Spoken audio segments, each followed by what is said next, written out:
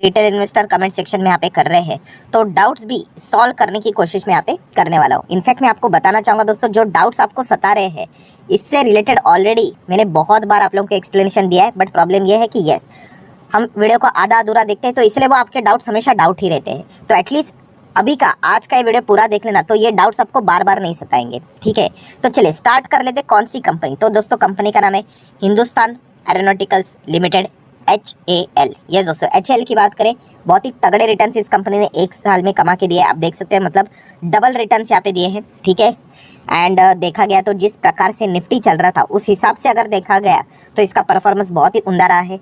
5 साल का रिटर्न देखेंगे तो 325% से भी ज़्यादा के रिटर्न है। ये देखिए, मतलब बीच में यहाँ पे निफ्टी ने टाइम पास किया, कंसोलिडेशन फेज, कुछ ना ऊपर ना नीचे, बट इस कंपनी को कोई फर्क नहीं पड़ा क्योंकि ये कंपनी नए नए रिकॉर्ड्स बनाती ही जा रही थी, क्योंकि इनके लिए पूरा बाजार ही खोल दिया सरकार ने। आप सभी लोगों को अभी वो कहानी तो पता ही है।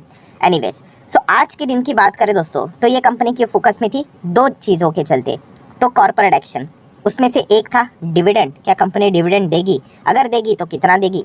एंड सेकंड, उससे भी ज़्यादा इंपॉर्टेंट, स्टॉक स्प्लिट, जो कि कंपनी के बोर्ड ने ऑलरेडी बोल के रखा था कि 27 जून को आज के दिन हम डिसाइड करेंगे कि डिविडेंड देना है या नहीं देना है, स्टॉक स्प्लिट देना है नहीं देना है, एंड अगर देना है तो कितना देना है। तो क्या इसमें कोई गड़बड़ी हुई है? तो दोस्तों बिल्कुल भी नहीं। मतलब कंपनी ने डिविडेंड भी दे दिया है एंड कंपनी ने स्टॉक स्प्लिट का भी अनाउंसमेंट कर दिया है। एंड ये जो दोनों अनाउंसमेंट है दोस्तों, ये ड्यूरिंग द मार्केट ही हम लोग को होते हुए देखने को मिले हैं। अब ये ड्यूरिंग द मार्केट हुए हमें कैसे पता चलता है? तो बॉम्बे स्टॉक एक्सचेंज के ऊपर अगर आप जाओगे, आप देख सकते हो मैंने HAL का शेयर ही ओपन किया है, ये देखिए, ठीक है। बाजार अभी क्लोज हो चुका है, तो नीचे नीचे स्क्रॉल डाउन करोगे तो आपको क्या देखने को मिलेगा? अनाउंसमेंट देखने को मिलेंगे। तो आज तारीख क्या है? 27। तो 27 तारीख को आप देख सकते हैं 2 PDF देखने को मिल रहे हैं। तो उसमें से पहली वाली PDF आप देख सकते हो कि आउटकम ऑफ बोर्ड मीटिंग, कि क्या बोर्ड मीटिंग में यहाँ पे हुआ है। तो आप चेक कर सकते हो कि HAL के बारे में ही बात हो रही। सबसे इंपॉर्टेंट चीज़ क्या है? डेट 27 तारीख एंड टाइमिंग। टाइमिंग क्या लिखा है?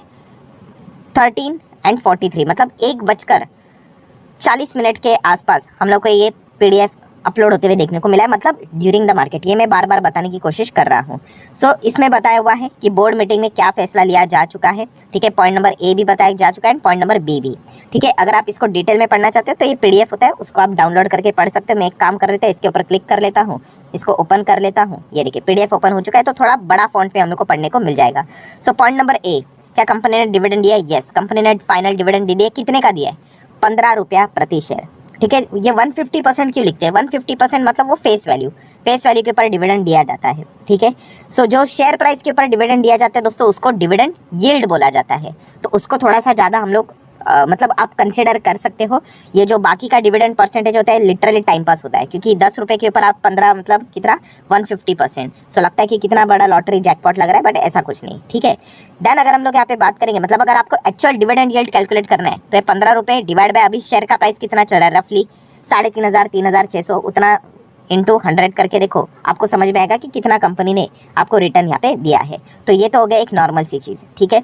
अभी आ जाते हैं सेकंड इंपॉर्टेंट चीज़ के ऊपर, क्या कंपनी ने स्प्लिट दिया है? तो यस, कंपनी ने सब डिवीजन, ठीक है, जिसको हम लोग स्टॉक स्प्लिट बोलते हैं। तो फेस वैल्यू कितने का था? 10 का था। तो स्प्लिट के बाद फेस वैल्यू कितना होगा?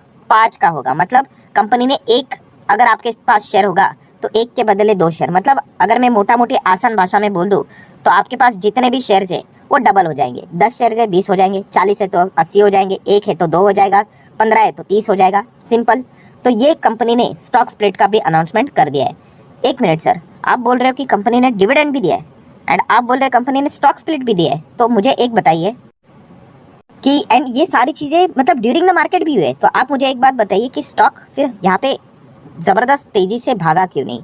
इनफैक्ट स्टॉक हम लोग को थोड़ा सा हल्का सा नीचे जाते हुए देखने को मिला है, कोई पहाड़ नहीं टूटा है, बिल्कुल नॉर्मल सी छोटी मोटी गिरावट देखने को मिली है, बट वी आर एक्सपेक्टिंग ज़ोरदार तेज़ी, तो वो क्यों नहीं देखने को मिली है? ये जो डाउट है दोस्तों, ये बहुत सारे लोगों को यहाँ पे सताता है। इसलिए मैंने वीडियो की शुरुआत में क्या बोला कि इस प्रकार की चीज़ें ये हमेशा मैंने एक्सप्लेन करके रखी हुई है, जो कि बहुत सारे लोग स्किप करते हैं, ठीक है। तो अभी ध्यान से सुन लेना, ये पॉइंट मैं आपको बताना चाहूँगा कि दोस्तों अभी कंपनी का फेस वैल्यू कितना था। थोड़ा सा मैं यहाँ पे स्क्रीनर पे आना चाहूँगा, देखिए कितना था, 10 का फेस वैल्यू। अभी जैसे कि हम लोगों ने देखा कि इसमें जब भी स्प्लिट देते हैं 10 का फेस वैल्यू होता है, तो 3 पॉसिबिलिटीज़ बनती है। जैसे कि कल भी मैंने आपको बताया था कि आइदर आप फेस वैल्यू 5 कर दो, या फिर आइदर आप फेस वैल्यू 2 कर दो, या फिर आइदर आप फेस वैल्यू 1 कर दो, ठीक है। एंड अगर देखा गया तो 5 कर दिया तो आपको 2 शेयर्स मिलेंगे, 2 कर दिया तो आपको जितने भी शेयर्स है मल्टीप्लाई बाय 5 करो 5 शेयर्स हो जाएंगे, एंड 1 करो तो आप मल्टीप्लाई बाय 10 आपको 10 शेयर्स मिल जाएंगे। ठीक है, तो ये 3 पॉसिबिलिटीज़ देखने को मिल जाती है। एंड इन 3 पॉसिबिलिटीज़ में दोस्तों अगर देखा गया तो सबसे मतलब उस हिसाब से अगर देखा गया तो सबसे खराब पॉसिबिलिटी कौन सी होती है, ये वाली, कि फेस वैल्यू 5 का है करके। क्यों? क्योंकि अगर फेस वैल्यू 5 का कर दिया तो यस आपके शेयर सिर्फ डबल ही होंगे। अगर ये 2 होता तो आपके शेयर 5 हो जाते, एंड अगर फेस वैल्यू 1 होता ये सबसे अच्छा माना जाता है क्योंकि आपके शेयर सीधा 10 हो जाते हैं। हाँ, वैसा तो आपको देखा गया तो इन्वेस्टमेंट के हिसाब से इमीडिएटली कोई फर्क नहीं पड़ता क्योंकि उतना ही शेयर प्रोपोर्शनेटली डिवाइड हो जाता है कि अगर 1 का फेस वैल्यू होता तो 1/10 हो जाता, as simple as that. But इससे फर्क क्या पड़ता है दोस्तों? इससे फर्क ये पड़ता है कि यस जो शेयर का प्राइस है वो बहुत नीचे आ जाता है एंड इसके चलते लिक्विडिटी बड़े स्तर पे बढ़ जाती है। बहुत ध्यान से सीख लेना। मतलब चलो कैलकुलेटर ओपन कर लेते, थोड़ा सा मैं रफली पकड़ लूँ, 3600 पे चल रहा है HL करके। अभी फेस वैल्यू कितना किया कंपनी ने? अभी का फेस वैल्यू 5 कर दिया, मतलब हम कह सकते पहले 10 था अभी 5 कर दिया, मतलब 1/2 कर लिया। सो अगर हम लोग इसी को रिकॉर्ड डेट के हिसाब से क्लोजिंग पकड़ लेते हैं, ठीक है, एक्स डेट के हिसाब से, तो HL का शेयर भविष्य में कितने पे मिलेगा? 1800 पे ही मिलेगा। मतलब अगर देखा गया तो रिटेल इन्वेस्टर, कुछ रिटेल इन्वेस्टर अभी भी इसको क्या करेंगे, अवॉइड ही करेंगे, अफोर्ड नहीं कर सकते। 1800 मतलब एक नॉर्मल हिस्से में बात कर रहा हूँ कि 1800 वो भी उनको महंगाई नज़र यहाँ पे आ जाता है अगर प्राइसिंग के हिसाब से भी बात करें तो। अगर यही चीज़ अगर 3600, ठीक है, डिवाइड बाय अगर यहाँ पे फेस वैल्यू अगर हम लोग को 2 होते हुए देखने को मिलती, मतलब 1/5 हो जाता, तो यही HL का शेयर कितना आ जाता? 720 तक आता। तो और पार्टिसिपेशन बढ़ता कि नहीं? डेफिनेटली बढ़ता। ठीक है, क्योंकि प्राइसिंग हम लोग को नीचे देखने को मिली। एंड इन केस अगर यही फेस वैल्यू अगर 1 का होता, मतलब डिवाइड बाय 10, तो यही HL का शेयर 360 पे हो सकता था। तो और भी ज़्यादा हम लोग को, मतलब जो लोग चाहते थे कि ये स्टॉक में खरीदूं, मतलब 500 रुपये के एक नोट में भी आपको HL का एक शेयर मिल जाता। बट फिलहाल कंपनी ने यहाँ पे क्या कर दिया, जो 3 पॉसिबिलिटी थी उसमें से अगर पॉसिबिलिटी के हिसाब से अगर देखा गया तो जो खराब पॉसिबिलिटी रहती है कौन सा, कि फेस वैल्यू उन्होंने 5 कर दिया। इसके चलते क्या हो जाएगा, यस HL का शेयर आपको 1800 के रेंज के आसपास देखने को यहाँ पे मिल जाएगा। एंड इसके चलते दोस्तों जो ट्रेडर लोग रहते हैं, बहुत ध्यान से सुन लेना मैं क्या बोल रहा हूँ, जो ट्रेडर लोग रहते हैं वो थोड़े से नाराज़ हो जाते हैं। ठीक है, क्योंकि ये जो बोनस बायबैक स्प्लिट डिविडेंड जो चीज़ होती है, एज अ इन्वेस्टर हम जैसे लोगों को इससे रद्दी बार फर्क नहीं पड़ता है।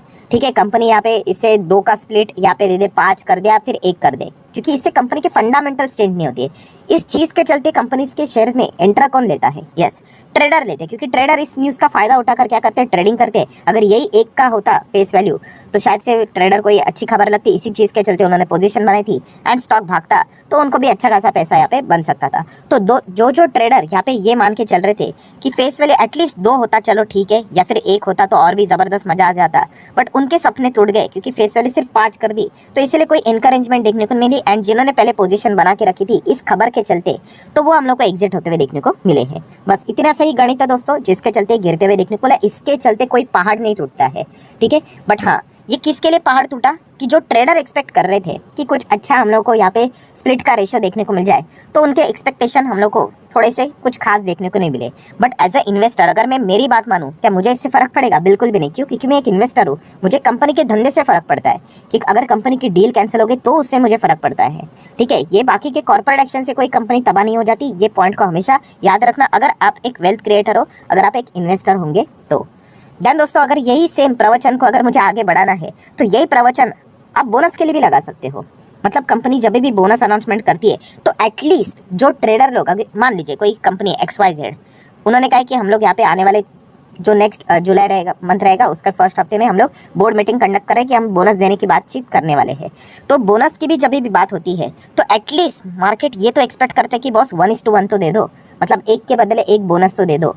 ट्रेडर एटलीस्ट इस चीज़ के लिए तो क्या करता है, उसमें एंटर करता है। बट कभी कभी कुछ कंपनियां क्या कर देती है, आपके पास अगर 2 शेयर है उसके बदले आपको 1 मिलेगा, 3 शेयर है तो उसके बदले 1 मिलेगा, 4 है तो 1 मिलेगा। तो ऐसे बोनस वाले रेशियो से भी क्या हो जाता है दोस्तों, मार्केट नाराज होता है। मार्केट नाराज होना मतलब क्या, कि जो ट्रेडर उसमें जो बेस्ट पॉसिबिलिटी के चलते एंटर करता है वो नाराज हो जाता है एंड वो क्या कर लेता है, एग्जिट कर लेता है। एंड जिसके चलते स्टॉक को टेम्पररी बेसिस के हिसाब से दोस्तों, कोई परमानेंट हिसाब से नहीं, ये टेम्पररी बेसिस के हिसाब से थोड़ा सा डैमेज हो जाता है। इसके अर्थ जैसे मैंने आप लोगों को बोला कि कोई हाँ इससे चलते कोई कंपनी बर्बाद नहीं हुई, अगर बर्बादी हो जाती तो कंपनी के बोर्ड इस प्रकार के डिसीजन ही नहीं लेते।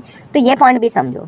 ठीक है, तो क्या इसके चलते HAL के शेयर से क्या हम लोगों ने एग्जिट लेना चाहिए? देखिए एग्जिट लेना है, बाय करना है, वो आपके ऊपर है। पहले खुद डिसाइड करो कि आप हो कौन। अगर कोई ट्रेडर ने सिर्फ इसी चीज़ के लिए एंट्री ली थी तो ऑब्वियसली उसका काम तो यहाँ पे हो चुका है, तो इस चीज़ के चलते वो डिसीजन ले सकता है। बट एक इन्वेस्टर के लिए बात करें तो इससे हमें कोई फर्क पड़ता है क्या? बिल्कुल भी नहीं। कल अगर ये 3,500 आ जाए, 3,000 आ जाए, तो हम लोग तो खुश हो जाएंगे कि हमें चलो एक और बार री एंट्री करने का मौका यहाँ पे मिल जाएगा। सो ट्रेडर वालों के लिए अलग चीज़ होती है, इन्वेस्टर वालों के लिए अलग चीज़ होती है। एंड में ये वीडियो तो आप सभी लोगों को पता ही है, ये चैनल इन्वेस्टर वालों के लिए है, तो हम लोगों को एज सच कोई भी फर्क यहाँ पे पड़ना नहीं चाहिए।